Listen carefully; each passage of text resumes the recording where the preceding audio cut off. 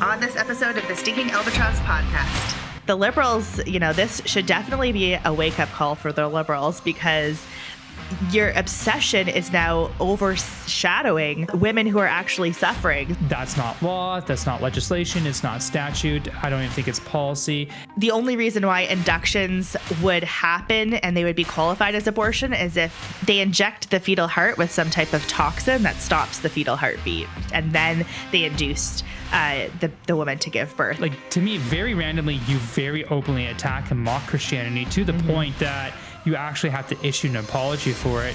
And yet, like, so many of the people, the thousands of Olympians that are competing from all around the world and are medaling out in the Olympics in Paris are serious practicing Catholics, Christians, Mormons, Muslims, whatever.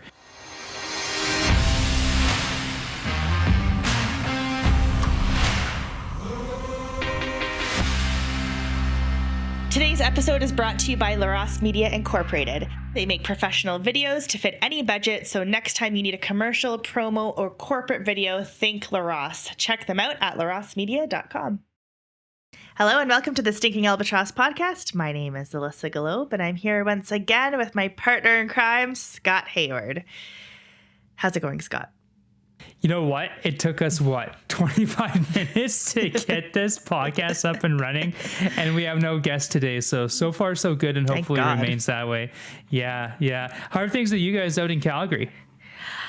Oh my goodness, I have a story for you and the 5 people who are listening to this podcast. Our moms and maybe 3 other people, maybe our spouses, but probably not. No, definitely not. Okay, so the other day, what day is it? Wednesday? We record this on Wednesday.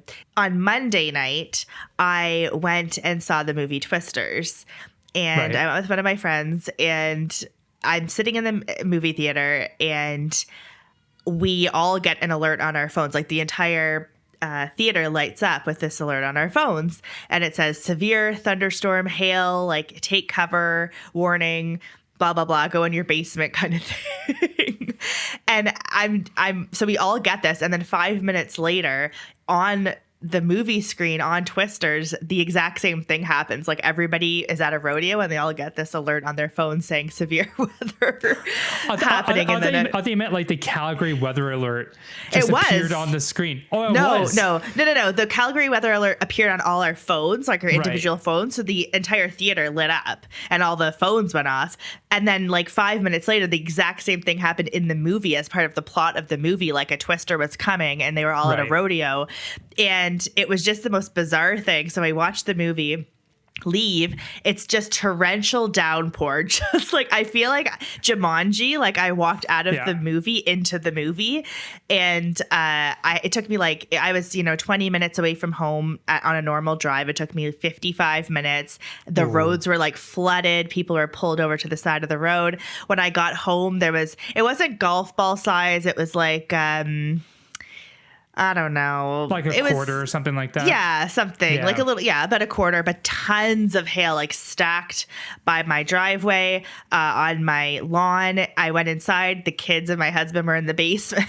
It was just the craziest thing I've ever experienced. It passed, thankfully, by the time I got home, but it was just so bizarre that all of this happened while I was in the movie Twisters. Like, I can't make this up. And there were so many videos going around of just literally golf ball size hail smashing through people's windows in the Northeast. People had severe damage. My friend had her car totaled. Other people had severe roof and siding damage. But it was just crazy. And it happened really fast. Like it wasn't detected, or I guess it wasn't picked up, or no one was expecting it from, the Weather Network. And then 5 minutes before it happened, this alert goes off. So maybe if they use the plot of the movie, then they can anticipate these twisters / hail storms better, and we would all be saved. So, I wonder if you can next go to the theater about A film about like winning like a large fortune or inheriting a large fortune or something like that, and see how that works. Actually, interesting question. Let's say this was a thing in your life. What film would you go to where you leave the theater, or as you're in the theater, it's actually coming to fruition and it's manifesting itself? Oh my goodness. Well, I mean, there is a Princess Diaries. No way. There is a movie with Nicolas Cage winning the lottery, and then he shares half of it with the waitress. I think it is. I remember seeing it. Like, it's an 80s movie, I think. Right. I mean, probably I could do the most with winning a ton of money. So maybe that, like, I don't want to be morphed into the Lord of the Rings world or something like that. So yeah, that's a good question. Well. No, I would not. I would be eaten by an orc immediately.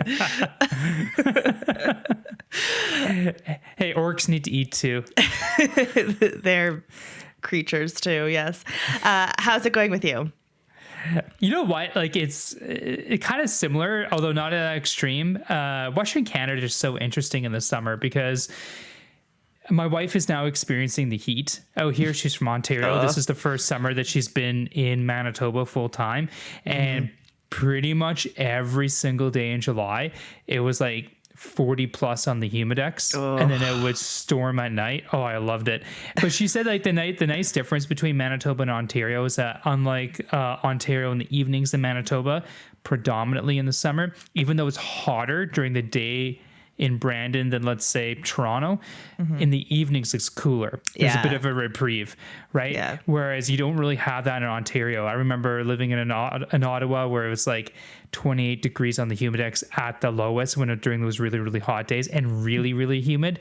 Yeah, it does get humid here, but it's not that extreme. So yeah, it's been good. I've been out golfing finally for a couple of times for the first time in, more than a few years. So that's been good. It's been going pretty well.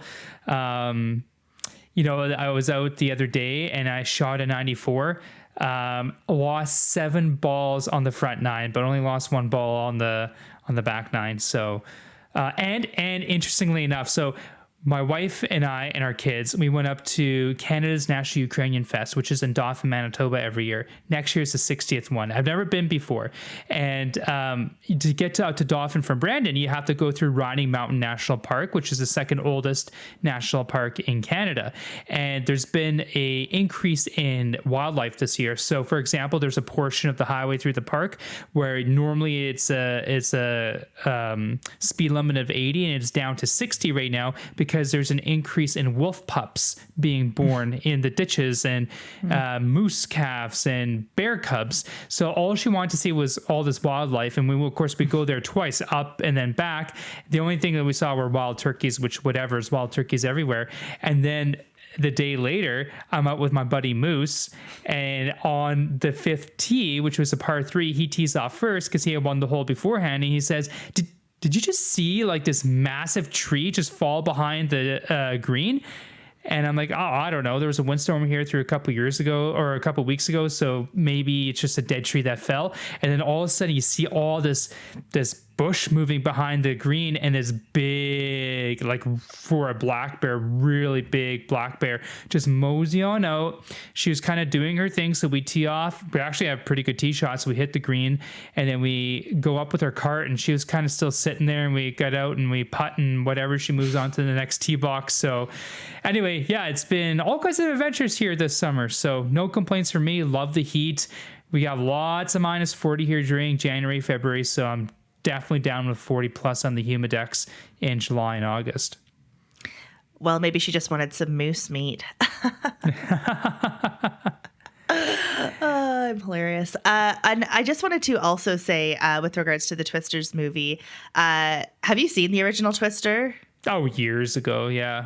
So this one is actually the first movie that I've seen in a really long time that was really entertaining. There was like zero language. There was no sex or anything sexual, and there was nothing woke. Like, it was just a good old fashioned, entertaining natural disasters movie. And It sets the bar low. Old-fashioned natural disasters film.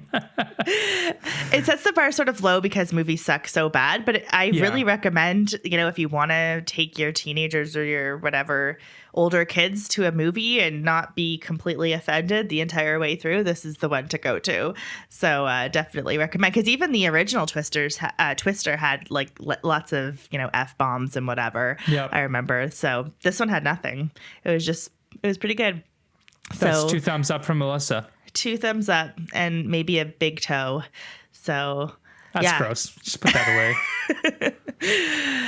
But yeah, we'll be seeing each other soon. Are you excited to come to Calgary?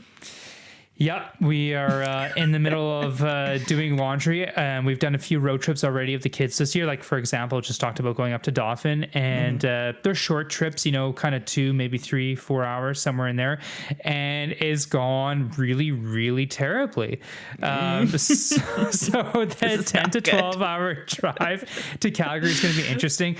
I said to my wife, listen, I don't know if this is the case or not. I'm so not a tech person, but maybe we can, because like she'll have to go back and she like breastfeeds Mikey and then like spends times with the kids. I'm just by myself, so I just listen to podcasts because like I'm not listening to the screaming and I'm driving, so I just put in my earphones and away I go. So I said to her, like, this is not sustainable, right? It's like a basically 24-hour drive around, and then when we're in Alberta, we're going up to Edmonton to see my aunt. Yeah, you're crazy.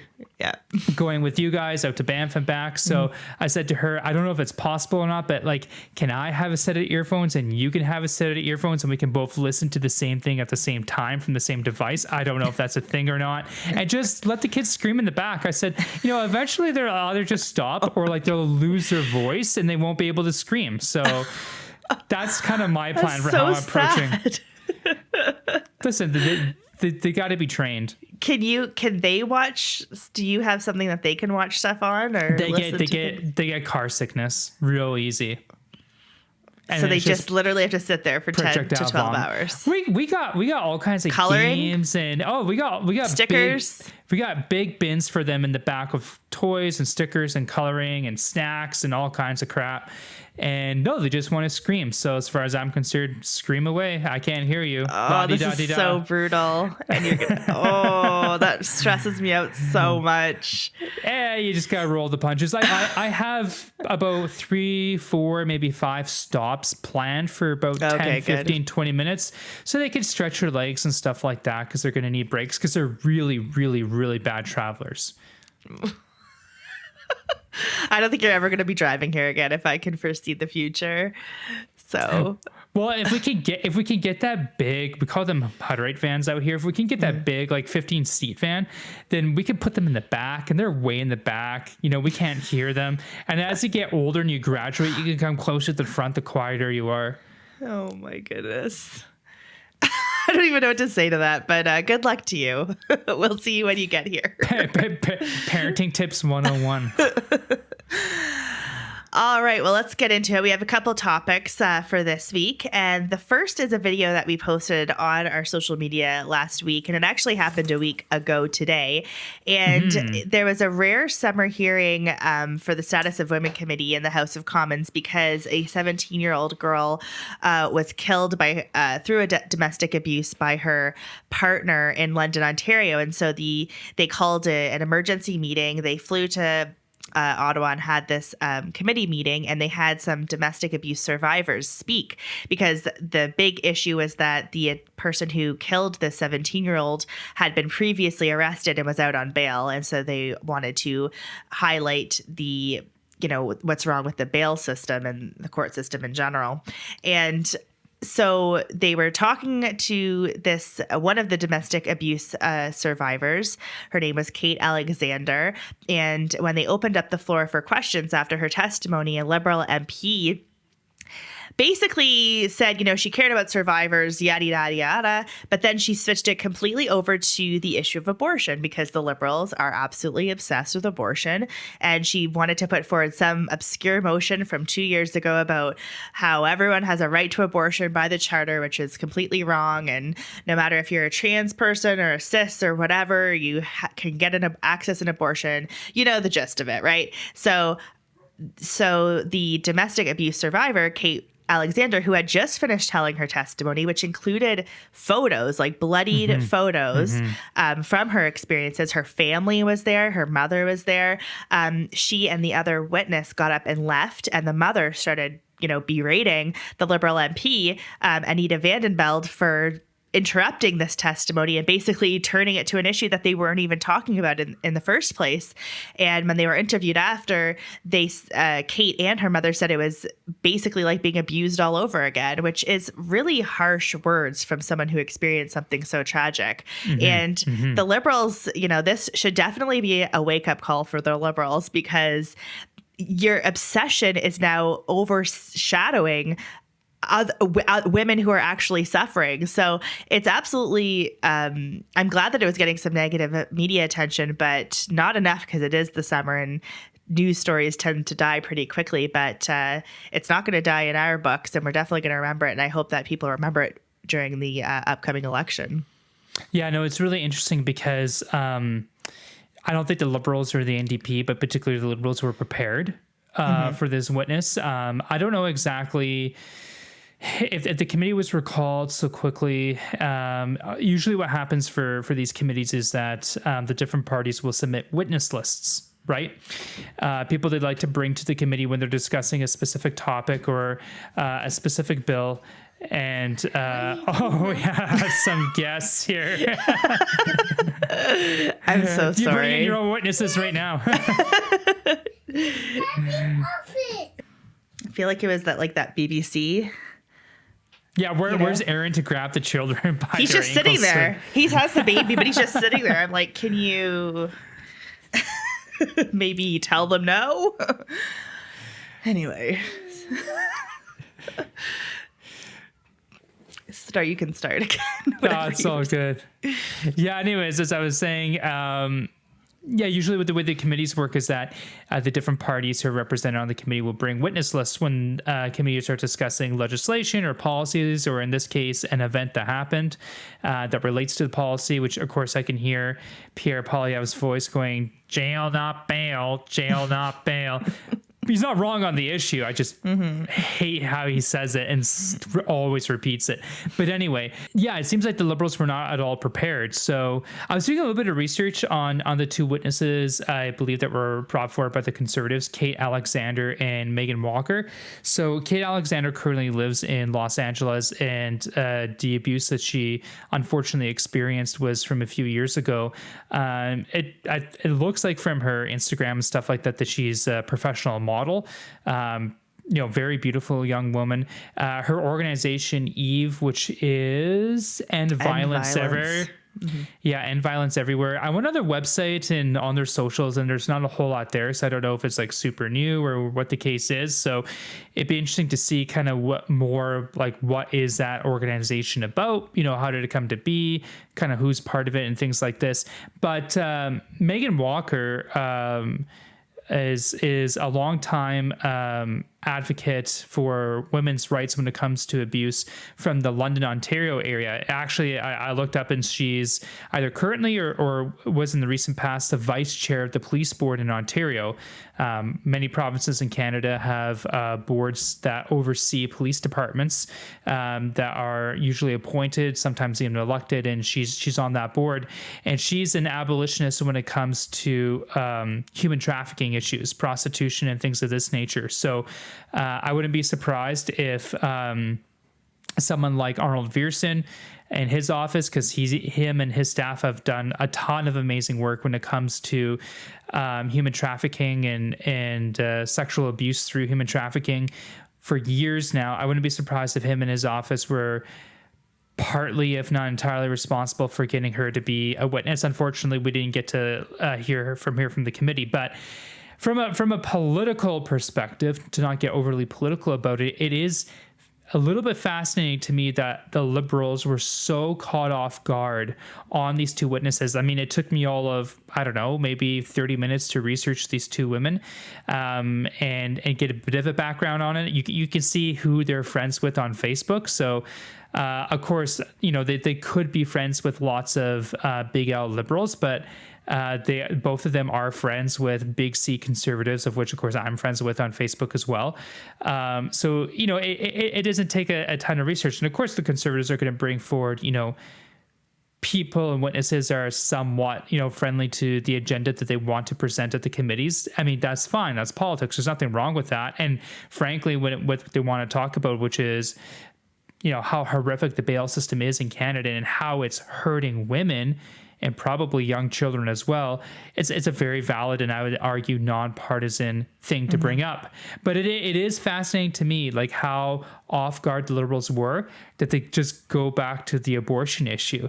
Again, on the issue specifically, not a great response from the Conservatives. But I think in this specific case, you are actually justified in saying, well, you're just bringing up abortion because you have nothing better to talk about. Yeah. Like in this case, it does actually make sense to just dismiss it right out of hand.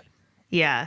But it is something that can be used later on when you're actually talking about the abortion issue, instead of continuously saying, oh, we don't want to talk about that, or you're just bringing this up. Like, they actually do bring it up as a weakness. So point that out when they do it. But also use it to your advantage later as a proactive attack in showing how extreme they are on this issue. It was, I mean, she flew all the way from Los Angeles to Ottawa, Kate Alexander. And she said, just to highlight the experiences that women have. And I think that's really important. And for the Liberals to just completely squash that. I'm so glad that her mother, we have the video on our social media page, RightNow HQ, if you want to see it.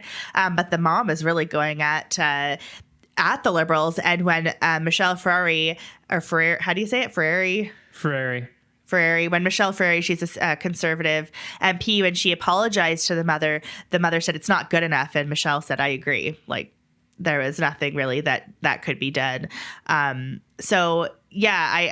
hope that this is used later on. I know that it won't be, but it is a good proactive attack that the opposition can use when it comes to these issues, instead of just remaining silent, because they are extremists. And even the motion that the Liberals brought up was like completely inaccurate. Like, abortion isn't a charter right, and all the things that we've talked about before, right? So again, if you want to go check out our social media at RightNow HQ on Facebook and Twitter, and we have it on there as well, and Instagram too.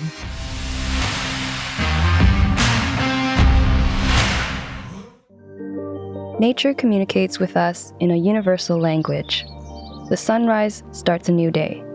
The sunset marks our accomplishments. The most beautiful communication is where the speaker and the listener match perfectly and understand the same message. Your future audience is waiting to hear from you. What message do you need to share? At LaRosse Media, we fashion beautiful communications through our professional video production services and marketing strategies. Create your own most beautiful message. Visit larosmedia.com and be sure to check out our extended service options. Dream, produce, market, succeed with LaRosse Media. Serving Canada from coast to coast to coast.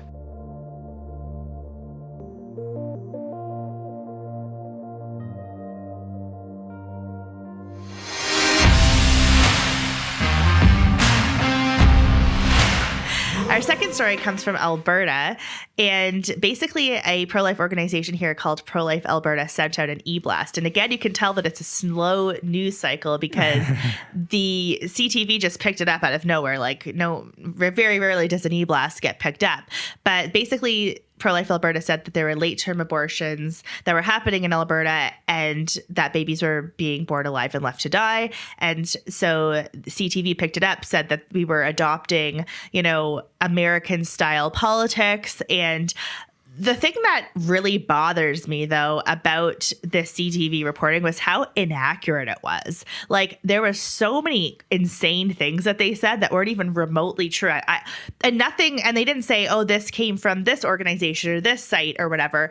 They just said it like it was fact, and it's completely false. For example, they said that it was very difficult to get an abortion after 20 weeks in Alberta. And if you did, you have to have it signed off off on by 2 doctors. Yeah. And it's virtually impossible to get an abortion after 24 weeks. And the only reason why a woman would get an abortion after 24 weeks and a baby was born alive and then died is if it was a wanted pregnancy and the parents wanted to hold the baby before the baby died, which is, they tried to make something that was so disgusting into something compassionate, which wasn't even, that's not even, I've never heard of that happening ever. You wouldn't have an abortion so that a baby, like it's not, that wouldn't be an abortion. That would be more of an induction. Like you would give birth to the baby early or something, but that's not an abortion. So that has nothing to do with, what they're talking about.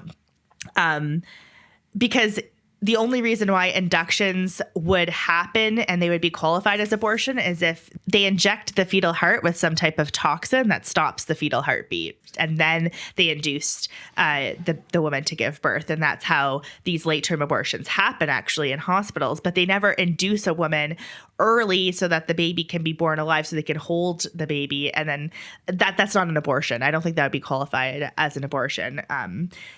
And then they said that, so then they were trying to use it as an attack towards the UCP as well, because they said, the government won't respond to this. And just because they're remaining silent, they're playing to their base. So they were, again, trying to use that liberal tactic of pushing the government to denounce pro-lifers because they know it will hurt them in the election. And there was some university professor coming on saying that they're playing to their base.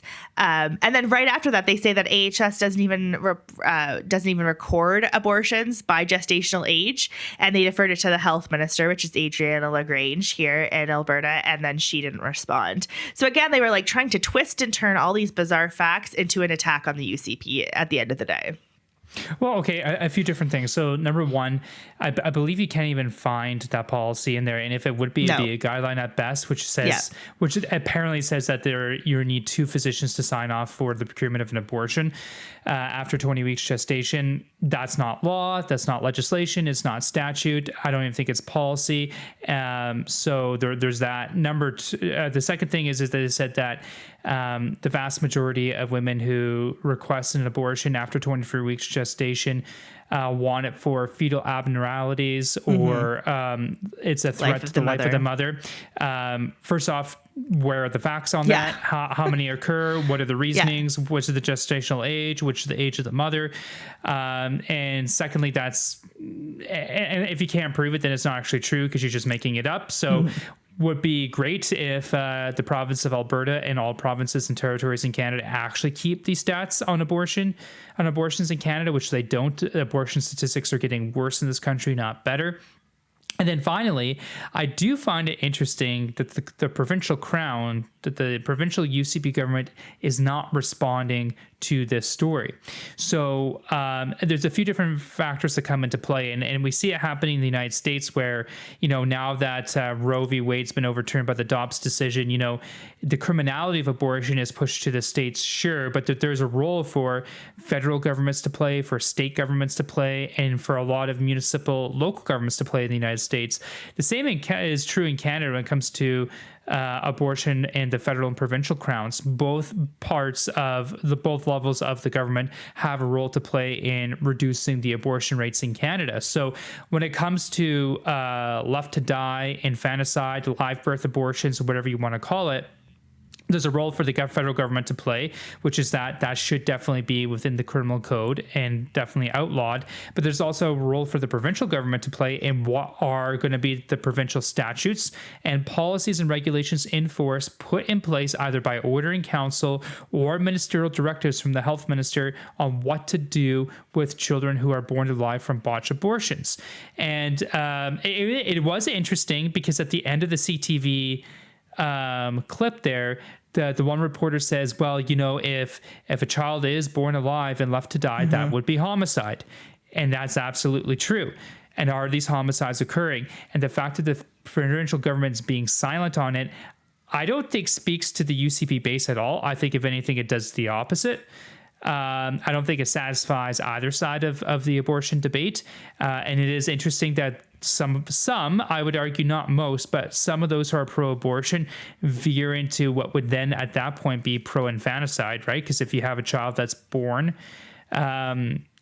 fully from the mother's vaginal canal, then and alive, that's now under law a human being. It's in the definition of the Criminal Code of Canada. So I want to get your thoughts on that, on what your reaction is to the provincial government being silent on this story when requested from the media.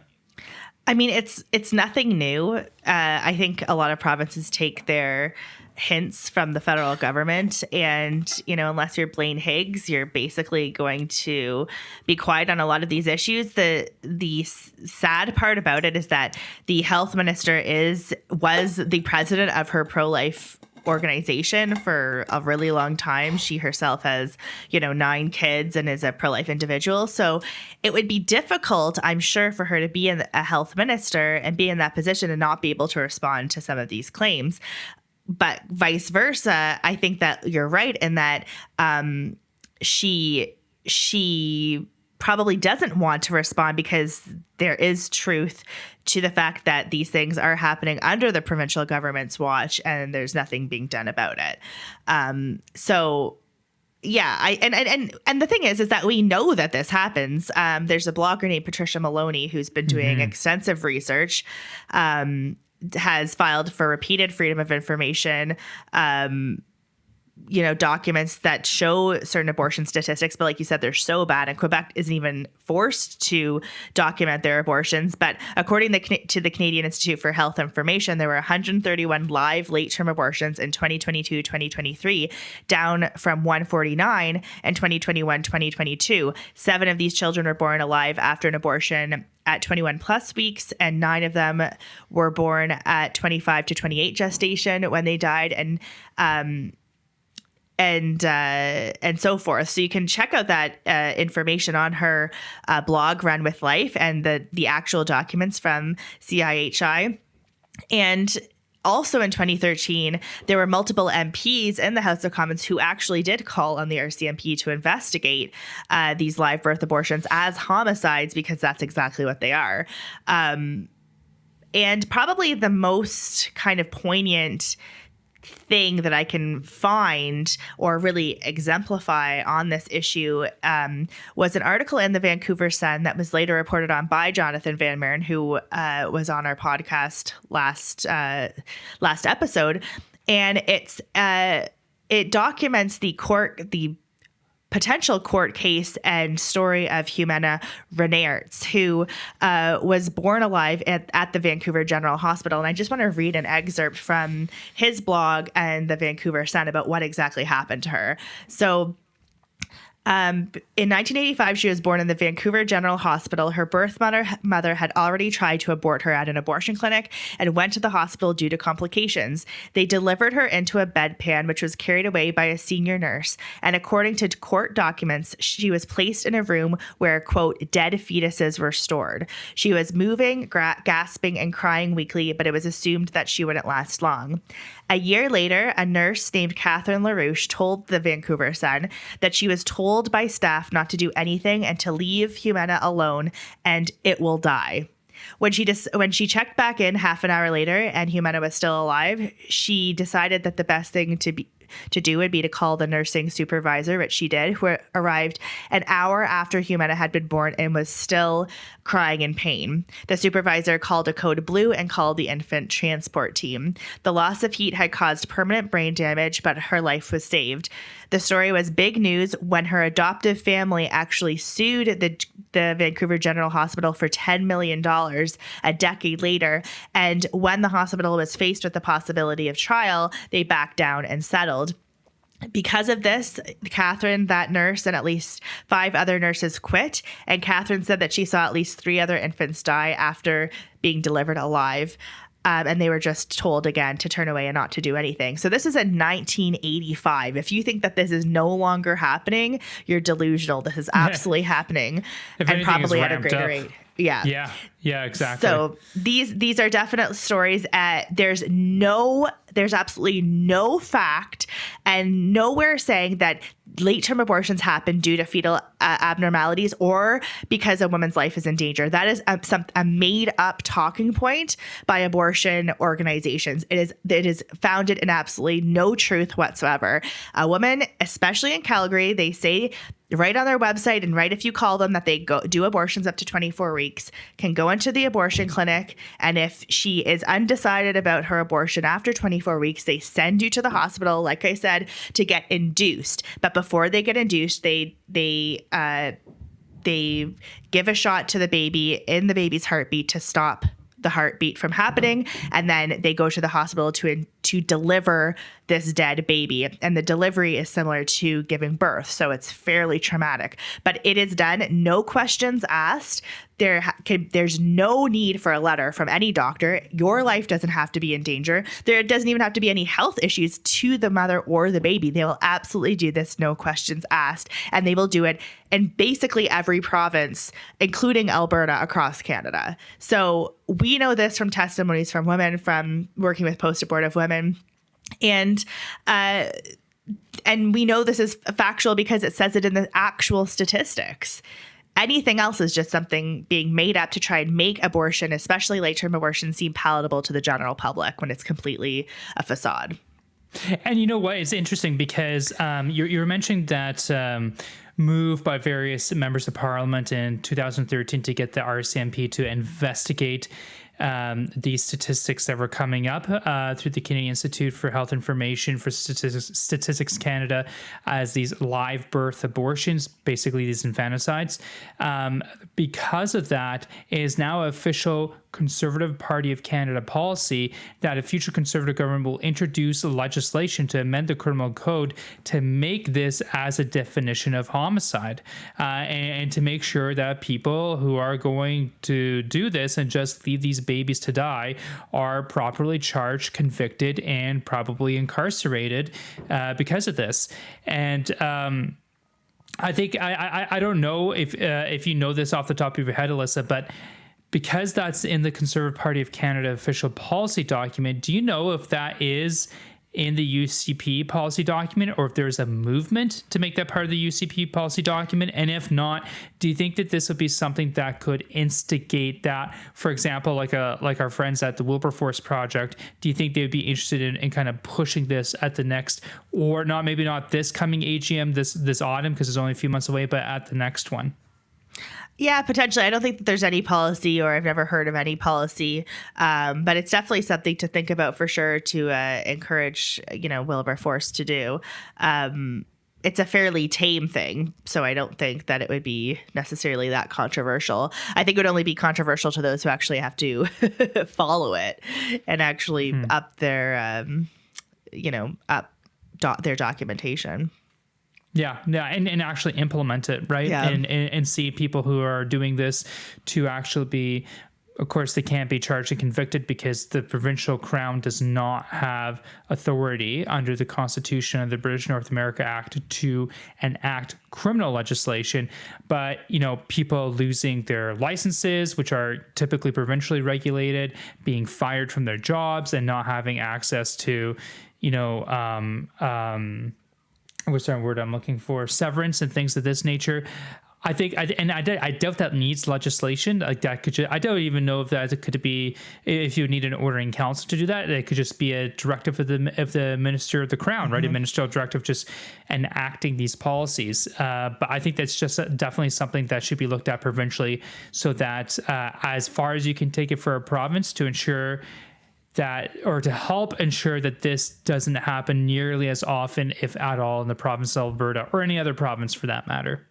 Absolutely.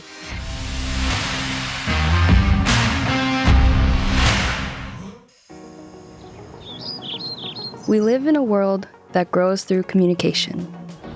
Every connection comes from a dream to be heard and realized. To welcome a better future. What are your dreams? LaRosse Media will help communicate your vision through our professional video production services and marketing strategies. Start building connections to your future audience.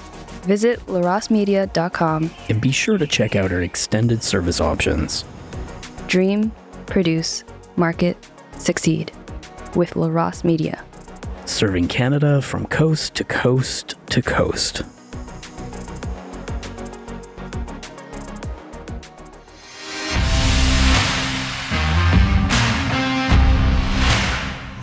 All right. Well, as you know, the Olympics are going on right now, and we wanted to talk a little bit about the Olympics. And basically, if you haven't seen what happened in the opening ceremonies, you live under a rock. Yeah, don't look it up as well. But there was basically a mock of the Last Supper. There was like some sort of a trans or like a drag show, right? A drag show. I don't even actually super know. I didn't watch it. I just read all the outcry about it, specifically with regards to the mocking of Christianity and the. I did watch it. Do you want a quick rundown? Sure. Okay, so there was a drag, basically a drag runway show halfway through the film or halfway through the thing. They had some of the characters from. One of the characters from RuPaul's Drag Race, who then went on to host the French version of it. The character at the center of it all was a DJ. She's not a drag queen, a real woman, but she's a DJ. She called herself Olympic Jesus online, and then after the backlash, quickly deleted that and called herself and said that it was, the current thing is it wasn't the Last Supper, it was the Feast of Dionysus, and everyone's been claiming that. Even though NBC News in the States actually listed it on live on air as it was happening as the Last Supper. They apparently put that graphic on screen. I was not able to verify that. But then all of a sudden the backlash happened and they backtracked. Oh, it was just the Feast of Dionysus. Now, there is a painting of the Feast of Dionysus by, I think, a Dutch painter that is itself a mockery of the Last Supper. And you can see the basic imagery of the Last Supper in the background of this painting of the Feast of Dionysus. So he must have done it after Leonardo da Vinci then. Oh, yeah. Several hundred years later. This is recent. Okay. So it would be like maybe 200 years old at most, the second painting. Right. So that's just a little bit of context. But the real clincher for me was that the DJ, the French lady in the middle with the halo on, called her Olympic Jesus, and then quickly changed it. Oh no! Right. Yeah. All right. Thank you, producer Dave, for correcting us and for being way more knowledgeable about this particular subject. But yeah, the Olympic Jesus, the mockery of the Last Supper of Christianity in general, was just bizarre. I think for a international sports competition, especially something as predominant as the Olympics. And I think we wanted to talk about this just because of the amount of Christian Olympians that there are. So it's not just the audience who's watching it, it's the people who are actually participating that are sort of being spit in the face by these opening ceremonies. First off, as a quick aside, and I know that producer Dave will appreciate this because he actually quite enjoys Arrested Development, but I saw, and I can send this to him so he can post it if he wants, but so like when you watch it or you see pictures of it, there's like this kind of like fat blue guy painted blue in the middle of it, and that's supposed to be Dionysus, who's the Greek god of wine and joviality and things of this nature.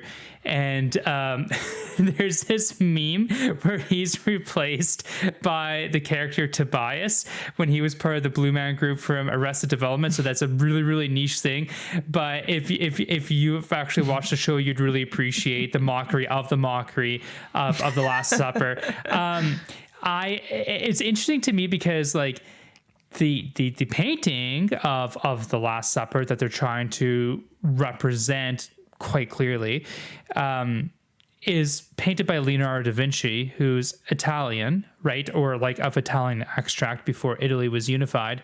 So it has nothing to do with French culture. Like it's nothing to do with like Paris or the country of France or like any of this stuff. So like it's just super, super random in that regard. They did issue an apology of sorts, a very weak one to Christians. But yeah, this is the interesting thing is that there are tons of Christians, Catholics, and Catholics are Christians, but And then other people from other religious groups, Mormons, that are competing in the Olympics, that would probably most definitely feel very insulted by the opening ceremonies and do quite well, like at the Olympic Games and typically do. And I was thinking about this the other day because the juxtaposition of it all is fascinating to me, because in my mind, and like this, I'm making this up, but in my mind, the people who are designing these opening ceremonies are probably, nowhere near close to the athletic prowess and ability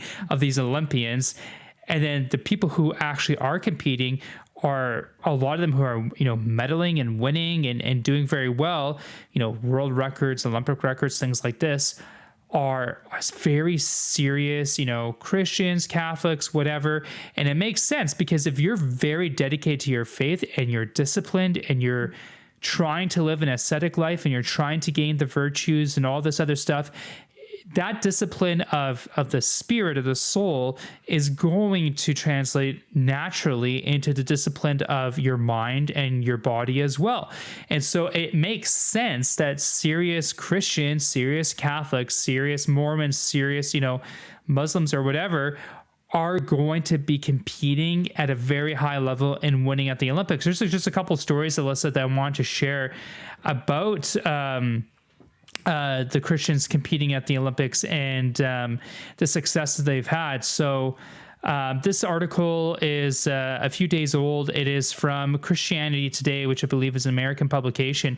And it's just kind of top 10 stories. I'm not going to go through them all, of Christians at the Olympics. The top one's really, really cool. So it's, is it jiu-jitsu or is it judo? Yeah, it's some sort of martial arts, and there's this Brazilian, and her name is Larissa Pimenta, and she's competing against an Italian, and she was saying Pimenta won, and she was saying about the person that she beat, the Italian, she is a very special person to me, and what she said was incredibly meaningful. She speaks Portuguese, and we talk quite a bit. Odette came to know God through me. She came to Brazil and found God. And just a few days ago, we were talking about how we were going to give all honor and glory to him. So at that moment, she told me to get up, because all honor and glory should be given to him. It was truly significant for me. You have stories of... there's a Canadian, and he's competing. I think this is the first year, I could be wrong, at the Olympics they had skateboarding as a competition. 19-year-old Cordano Russell lives in the United States but competes for Canada. And very, very strange for a skateboarder, because he's 6'3", 230 pounds, and like jacked. Usually skateboarders are, smaller, skinnier, whatever.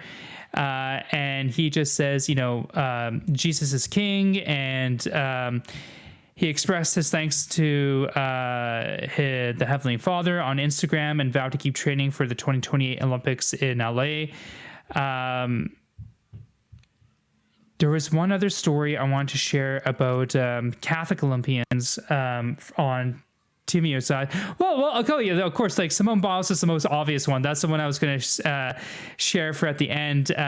She had a very difficult Olympics last time. I believe it was in Tokyo in 2020. There was all this, pressure on her in 2020 to compete, and she very famously walked away from one of the competitions because her mind wasn't quite there. My wife actually just finished watching this documentary on her, where, it's at that high level, especially for gymnastics, because gymnastics is one of those things where if you don't land and dismount properly, you can very, very seriously damage your body, injure your body for the rest of your life. There are certain moves that the Soviet communists did and presented to the Olympics in the 70s and 80s that are now banned because they're so dangerous. So it's actually quite a dangerous sport, Olympic gymnastics. But yeah, she regularly talks about her faith and her marriage to Jonathan Owens, who plays in the NFL. Another American Catholic on Team USA is Katie Ledecky, who is now, I think, the second most medaled American Olympian, at least in the pool, something of this nature. Let's see. She already has awards, scores of national records, plus 7 gold and 3 silver medals from the games in London, Rio de Janeiro, and Tokyo. And then, of course, it was either earlier today or yesterday. Oh, come on, Alissa. Djokovic. Yes, finally. And in his wins and giving and saying, like, you know, God's mercy has been very, I'm very thankful for God's mercy and giving everything up to God. So it's okay, but also you're not supposed to show religious symbols at the Olympics, and he specifically took out his crucifix while he was doing his interview and put it right in the center of his chest. Yeah. So he was getting some backlash for that, but he didn't care because obviously that was important to him, and look what happened in the opening ceremony. So. Yeah, there's just something I wanted to bring up because at the gym, obviously that's what they have are the Paris Olympics on. And, you know, here in Brandon, we're 6-7 hours behind Paris. So whether it's late at night or early in the morning, it's on because, you know, of the time change. And of course, I'm there, you know, working out, watching all these Olympic athletes being reminded, no matter how hard I'm working in the gym, I will never be that. But all these interviews and stuff like that, because whether the sound is on or not, they have not the translation, but the closed captioning at the bottom of the screen. And for the past couple of weeks, I'm like, wow, there's a lot of religious people who are muddling out. And isn't that interesting? Like, isn't that fascinating that randomly, like to me, very randomly, you very openly attack and mock Christianity to the point that you actually have to issue an apology for it. And yet, like, so many of the people, of the thousands of Olympians that are competing from all around the world and are medaling out in the Olympics in Paris are serious practicing Catholics, Christians, Mormons, Muslims, whatever. So I thought it was an interesting juxtaposition. When the opening ceremonies happened, everyone was, you know, rightfully, angry about it on Twitter, and there's all this righteous, indignation and anger and all this other stuff, and that's all well and fine. But then you had a bunch of people like, well, I'm not watching the Olympics. Like I'm, you know, and yeah, you did have companies pull out from sponsoring from the Olympics, and I think that's a good thing. But to say like, I'm glad personally that I watched the Olympics because there are people who have worked literally their entire lives.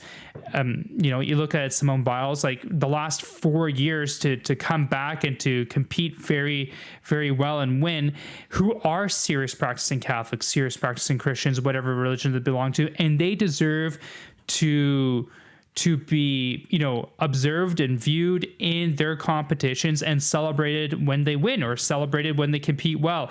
And so I'm kind of glad that I didn't allow myself personally to just kind of be wrapped up in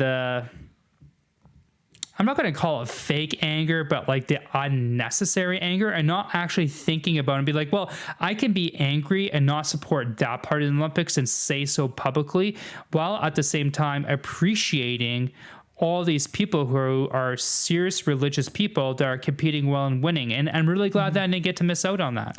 Yeah, there's a 17-year-old swimmer from Canada, Summer something, and she's like Summer McIntosh. Yeah, and she's been doing amazing, and it's just so impressive. And I think she even broke a record, but she's been medaling like every competition. And it's really cool. It's definitely maybe don't watch boxing, but other than that, it's pretty good. Okay, we're going to move on to our final segment, and it also has to do with the Olympics. And we're going to talk about the top 10 crazy or so facts about the Olympics. And Scott, I did send you an article. It has 24 facts. Some of them aren't so crazy, but crazy or interesting facts about the Olympics. So maybe we can just alternate, and you can kind of say one that you find interesting, and I'll do the same. Okay. Why don't you start us off? Okay, the first one that I really liked was that Tarzan competed in the Olympics. So Johnny Westmuller, an athlete turned actor who played Tarzan in 12 movies, won 5 gold medals in swimming in the 1920s. Okay, this one I'm going to combine two of them together because I think it's both really weird but also pretty cool. So that's not it. The Olympic torch, I didn't know this. The Olympic torch is lit in the old-fashioned way from like thousands of years ago in an ancient ceremony at the Temple of Hera in Greece. Actresses wearing costumes of Greek priestesses use a parabolic mirror and sun rays to kindle the torch. That part's kind of weird that you still have that pagan aspect of it, but it's kind of cool that they still go there to light the torch. The second part is really cool, and I didn't know this as well. From there, the torch starts its relay to the host city. It is usually carried by runners, but it has traveled on a boat, on an airplane. They're saying the Concorde, which of course was the French plane that was a supersonic jet between New York City and Paris and London, on horseback and on the back of a camel via radio signal, underwater, and in a canoe. The unlit Olympic torch has also been taken to space several times. The relay torch and the Olympic flame are supposed to burn during the whole event. In case the flame goes out, it can only be reignited with a backup flame, which has also been lit in Greece, and never with a regular lighter. That's pretty cool.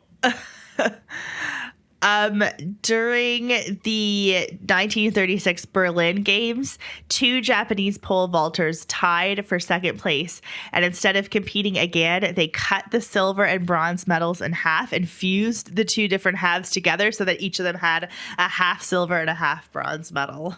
I wonder how much that's worth. Yeah, I didn't know that's so actually really interesting. Yeah, that'd be really, really cool.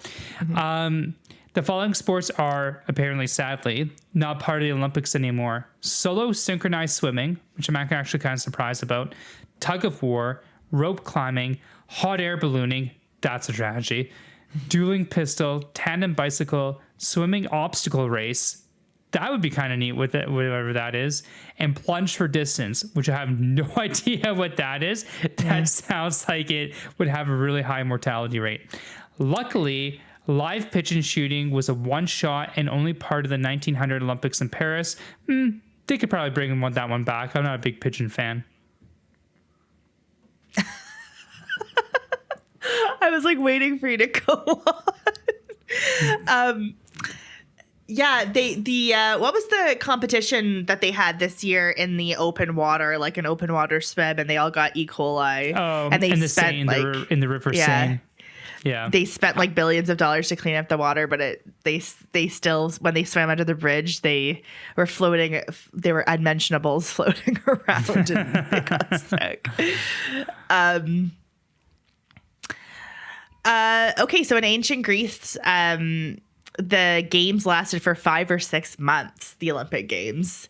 They were held every 4 years for 12 centuries. And then Emperor Theodosius the First but it was they were banned by Emperor Theodosius the First, and the Olympics were no more. And they resurrected about 1,500 years later.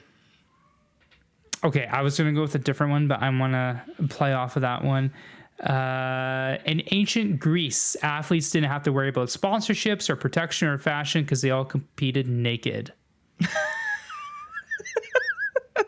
So bring that back. It makes me think of that pole vaulter that got eliminated. Oh yeah. His junk got in the way. Yeah. Although there was a guy, I think, this year who broke the record for pole vaulting, and it was really cool. I don't know if you watched that. It was like you're given so you win your medal, and then you're given 3 tries to break the record. And the first 2 tries, he knocked the bar over, but then the third try, he got it. And it was a really cool video. Oh, that's really cool. No, I didn't see that.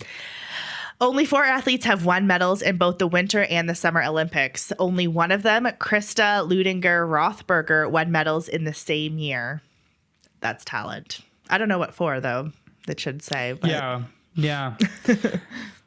From 1924 until 1992, the Winter and Summer Olympics took place in the same year.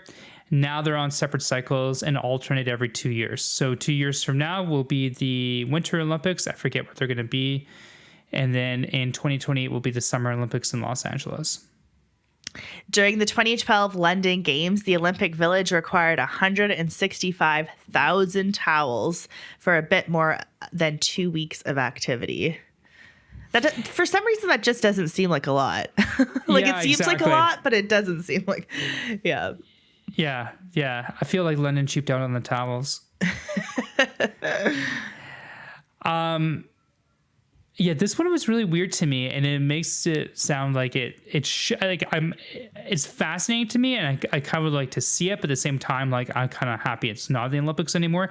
From 1912 until 1948, artists participated in the Olympics. Painters, sculptors, architects, writers, and musicians competed for medals in their respective fields. I think that was most of them, right? How many facts is that? Is that it? Is I that think 10? that's 7 or 8, but I think we like combined a bunch of them. So Yeah, that's true. oh wait, never mind. Here we go. Sorry. Although I don't know how interesting these are. Okay, the 6 colors, blue, yellow, black, green, red, and white background were chosen because every nation's flag contains at least one of them. I used to think when I was younger, it was like to represent all the races, but that doesn't make sense for like blue and green Smurfs and Martians. Yeah. That's funny. During the 17 days of the 2016 Summer Olympics, 10,500 athletes from 205 countries represented 42 different sports and participated in 306 competitions in Rio de Janeiro. And the Olympic Games have been hosted by 23 different countries. And I think that's 10. Yeah, that last one kind of seems kind of low, don't you think? Well, yeah, if it's been going on for how long? Since the 1896. 1896, and in Athens, I think, was the first one, because in 2004, I remember watching those Summer Olympics was the first time it came back to Greece. And then, of course, this is the second time in Paris. But like Canada has hosted it twice, right? Calgary, no, 3 times. Didn't Montreal host the Summer Olympics once? I do not know. I believe Montreal in the 70s, Calgary in the 80s, and then Vancouver in 2010, which was a really fun Olympics to watch. So Canada is even hosted the Olympics 3 times. So yeah, Fact check that. Yeah, I think it was the 1976 Summer Olympics were in Montreal, but I could be wrong about that. Also, wasn't there a oh my gosh, what is like a Olympian who competed? What is the actual term? Not sword fighting. What's the technical term for that? Fencing. Wasn't there like she was 7 months pregnant or something and she won did you hear this Olympics? I didn't. No. When it comes to like individual sports like that, look this up right now. in this household, we're very focused on Turkish dad. Yeah. Okay, Egyptian fencer Nada Hafez competed while 7 months pregnant. She said on Instagram, "What appears to you as 2 players on the podium, they were actually 3. It was me, my competitor, and my yet to come to our world little baby." That's super pro-life. I love it. Yeah, that's a great story. See all the stuff that we would miss if we were just like, the opening ceremonies are predictably horrific, and therefore we're not going to watch all these wonderful athletes compete. So stupid. Oh, there was actually an archer. Oh, I'm not even going to attempt to say this. Try it. No. Okay. Azerbaijan? Is that a country? Azerbaijan? It must be. Yeah, I guess. Did you just say it faster, or do you actually know? It's in the Caucasus. It's by Georgia. Okay, her name is Yela Gul Ramazanova. Yela Gul Ramazanova. She competed while 6 months pregnant. So she's an archer. She competed while 6 months pregnant. "I felt my baby kick before I shot the last arrow, and then I shot a 10. Very cool. Impressive, yeah. Mm-hmm. Awesome. Well, continue. When is I think gymnastics is over. I think swimming's over. And they're just getting into basketball now or something? I don't know. I was listening to sports all this radio. stuff is starting to wrap up here. Listen, by the time this episode actually goes to air and people are watching or listening, the Olympic Games will be over in Paris for 2024. And we'll find out at the closing ceremonies what kind of anti-Christian bigotry hate we'll find at the closing ceremonies there. Just as a side note, did you see those clips of Ovechkin playing professional soccer? He scored a goal. No, I didn't. It's amazing. Like, of Oh, my all the goodness. NHLers to play. That's the only reason they brought in Pierre-Luc Dubois, is just trying to feed him to get the record. And I'm not convinced he's going to get the record. Well, he'll just won't quit until he does. He'll just play until he's 60. He'll be like Chris Chelios, just keep going until. Yeah. In which case, if that's the case, like if he does break the record, there has to be like this giant asterisk beside it. Yeah, exactly. All right. Well, thanks for listening to our podcast. We hope you enjoyed it. We'll be back next time with a special guest. And we would love it if you liked or followed us on Apple Podcasts, Spotify, YouTube, Rumble, wherever you get your podcasts, so you'll be notified when our next episode is. And thanks for joining us, and we'll see you next time. Bye for now.